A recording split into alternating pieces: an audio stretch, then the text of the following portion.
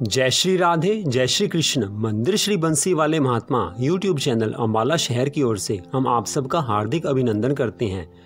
आज हम आपको बताने जा रहे हैं आश्विन मास के कृष्ण पक्ष की इंदिरा एकादशी की व्रत कथा, विधि, महात्म्य और पारण का समय। तो सबसे पहले आप ये जानिए कि भगवान श्री कृष्ण जी ने श्रीमद् भगवत गीता में बताया है कि व्रतों में एकादशी मेरा ही स्वरूप है, अर्थात एकादशी का व्रत मेरा ही स्वरूप है। तो हिंदू धर्म के अनुसार एक वर्ष में 24 एकादशियाँ आती हैं, हर महीने में 2 एकादशी और उस हिसाब से एक वर्ष में 24 एकादशी। किंतु जिस वर्ष में पुरुषोत्तम मास हो उस वर्ष में 26 एकादशी होती हैं, अर्थात 2 एकादशियाँ अधिक आ जाती हैं। लेकिन इन सब में एक एकादशी ऐसी है जो पितृपक्ष में आती है। पितृपक्ष अर्थात आश्विन मास के कृष्ण पक्ष में जिन दिनों में श्राद्ध चल रहे होते हैं, जैसे कि आजकल श्राद्ध चल रहे हैं, पितृपक्ष चल रहा है, तो इस पक्ष में जो एकादशी आती है उसका नाम है इंदिरा एकादशी। और वो एकादशी इस बार 13 सितंबर दिन रविवार को आ रही है। इंदिरा एकादशी 13 सितंबर दिन रविवार को इस बार आ रही है। यह एकादशी पितृपक्ष में आती है, अर्थात श्राद्ध के दिनों में आती है, तो इसलिए इसको पितृ एकादशी के नाम से भी जाना जाता है। और इसका जो भी इसका व्रत रखता है उसका फल पितरों के नाम दे दिया जाता है, तो हमारे पितरों की मुक्ति हो जाती है। दुर्भाग्य से हमारे कोई भी पितर अगर नीच योनि में हो, किसी गलत स्थान पर हो, तो उनकी मुक्ति इंदिरा एकादशी के व्रत रखने मात्र से हो जाती है। अर्थात अगर हम अपने पितरों के निमित्त इंदिरा एकादशी का व्रत रखें और उसका सारा फल पितरों के नाम पर कर दें तो हमारे पितरों की मुक्ति हो जाती है। और जो इस व्रत को रखता है उसको भी भगवान मोक्ष देते हैं। अर्थात इस इंदिरा एकादशी को रखने मात्र से, इसका व्रत करने मात्र से हमारे पितरों की मुक्ति हो जाती है और हमें मोक्ष मिलता है। तो इस इंदिरा एकादशी को अवश्य ही रखना चाहिए। तो अब आप इसकी विधि सुनिए कि इस एकादशी को कैसे रखा जाता है। जो भी इंदिरा एकादशी का व्रत रखना चाहें उन्हें एक दिन पहले अर्थात दशमी को सायंकाल तक एक बार भोजन करना चाहिए।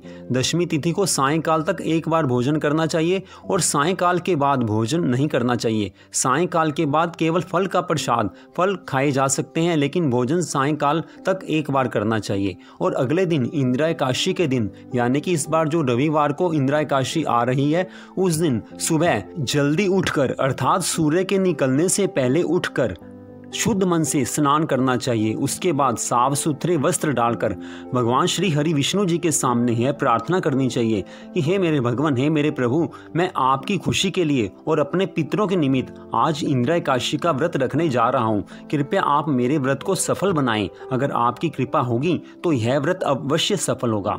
इस प्रकार अगर हम भगवान श्री हरि विष्णु जी से, भगवान श्री राधा कृष्ण जी से यह प्रार्थना करते हैं तो भगवान हमारे व्रत को अवश्य ही सफल बनाते हैं।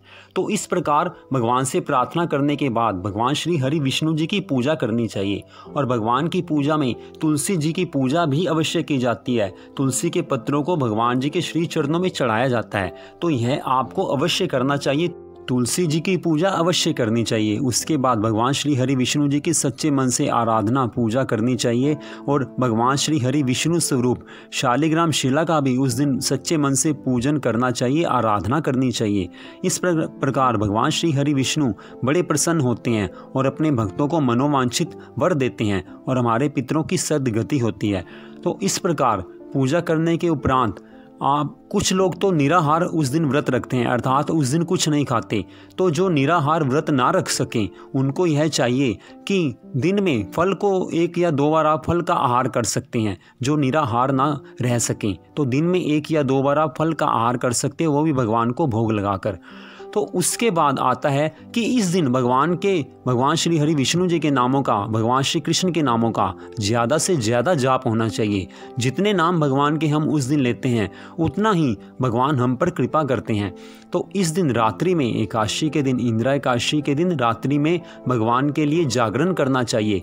उस दिन रात्रि में जागरण करके हम भगवान का कीर्तन कर सकते हैं, भगवान के नामों का जाप कर सकते हैं। इस तरह से सच्चे मन से आप एकादशी का व्रत रखें और दिन में आप 2 बार फल का आहार कर सकते हैं। कोई निराहार रहना चाहे तो निराहार रह सकता है। अगर भगवान ने आपके शरीर में शक्ति दी है तो आप रात्रि में भगवान के लिए जागरण भी कर सकते हो। अगर आप जागरण नहीं कर सकते तो भी भगवान इसका बुरा नहीं मानते, ये तो आपकी स्थिति के ऊपर निर्भर करता है। तो सच्चे मन से आप उस दिन एकादशी का व्रत रखिए। और अगले दिन द्वादशी अर्थात 14 सितंबर दिन सोमवार को द्वादशी के दिन इसकी पारणा की जाती है, अर्थात यह व्रत खोला जाता है। तो इस बार 14 सितंबर दिन सोमवार को व्रत के खोलने का समय है दोपहर 1:30 से शाम 3:59 तक। दोपहर 1:30 से शाम 3:59 तक आप इस व्रत की पारणा कर सकते हैं। इसी समय के बीच आप व्रत को खोल सकते हैं। तो इस प्रकार आप यह व्रत रखिए और व्रत के अगले दिन द्वादशी को आप यह व्रत खोलिए। तो भगवान की कृपा से हमारे जितने भी पितृ होंगे जो किसी भी कारण नीच योनि में पड़े होंगे तो उनकी सद्गति हो जाएगी, और जो व्रत रखता है उसको भी भगवान अंत समय में मोक्ष प्रदान करते हैं। तो अब आप आश्विन मास की इंदिरा एकादशी की कथा सुनिए, जो कि भगवान श्री कृष्ण जी ने राजा युधिष्ठिर के कहने पर सुनाई थी। युधिष्ठिर ने पूछा था कि हे मधुसूदन, हे भगवान श्री कृष्ण, कृपा करके मुझे आप आश्विन के कृष्ण पक्ष में जो एकादशी इंदिरा नाम की एकादशी आती है उसकी कथा सुनाइए, ताकि हमारा भी मंगल हो सके। तो भगवान श्री कृष्ण जी ने कहा कि हे राजन, आश्विन कृष्ण पक्ष में इंदिरा नाम की एकादशी होती है। इसके व्रत के प्रभाव से बड़े बड़े पापों का नाश हो जाता है। नीच योनि में पड़े हुए पितरों को भी यह एकादशी सद्गति देने वाली है, अर्थात पितरों के भी इस एकादशी के व्रत रखने से मुक्ति हो जाती है। हे राजन, पूर्व काल की बात है, सतयुग में इंद्रसेन नाम से विख्यात राजकुमार थे, जो कि अब माहिष्मतिपुरी के राजा होकर धर्म पूर्वक अपनी प्रजा का पालन करते थे। उनका यश सब ओर फैल चुका था।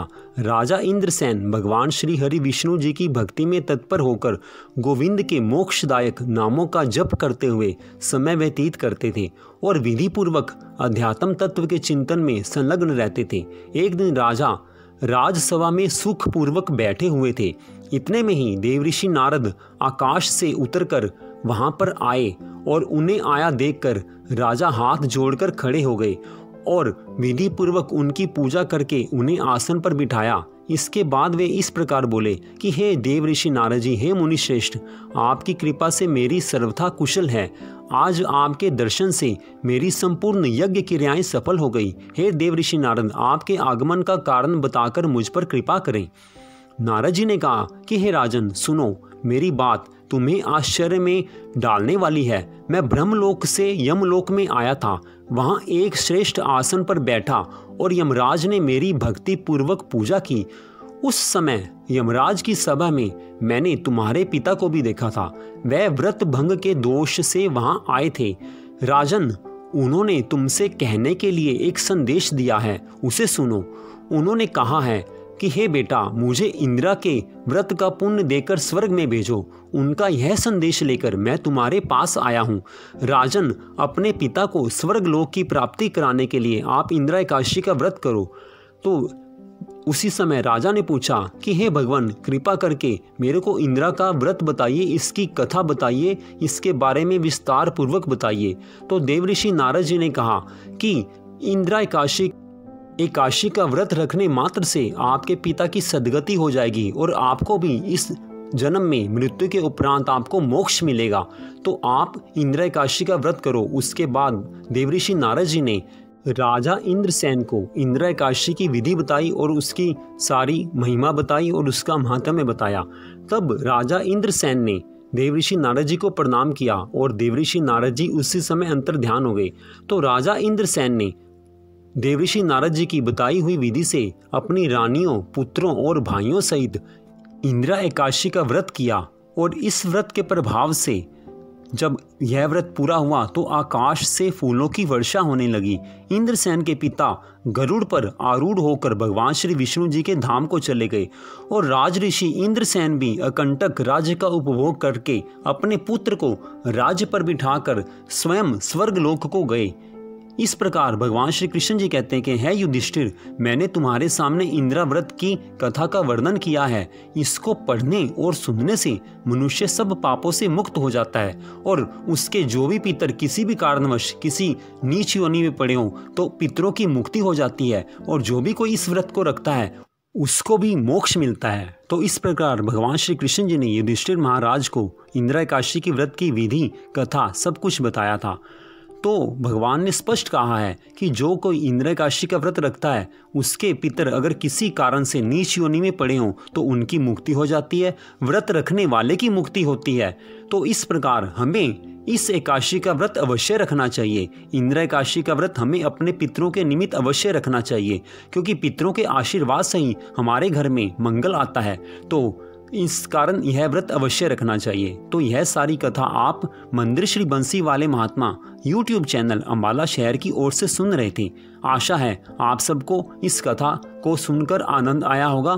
तो हम आप सबसे ये प्रार्थना करते हैं कि आप एकादशी का व्रत रखिए और इस दिन ज़्यादा से ज़्यादा भगवान के नाम जप की कोशिश कीजिए, क्योंकि भगवान के जितने नामों का जाप हम ज़्यादा करेंगे उतना ही हमारे घर में खुशियाँ आएंगी, हमारे ऊपर भगवान की कृपा बढ़ेगी। जय श्री राधे, जय श्री कृष्ण। भगवान श्री राधा कृष्ण जी की कृपा आप सब पर बनी रहे। इसी मंगल कामना के साथ हम आपको धन्यवाद कहते हैं। जय श्री राधे, जय श्री कृष्ण।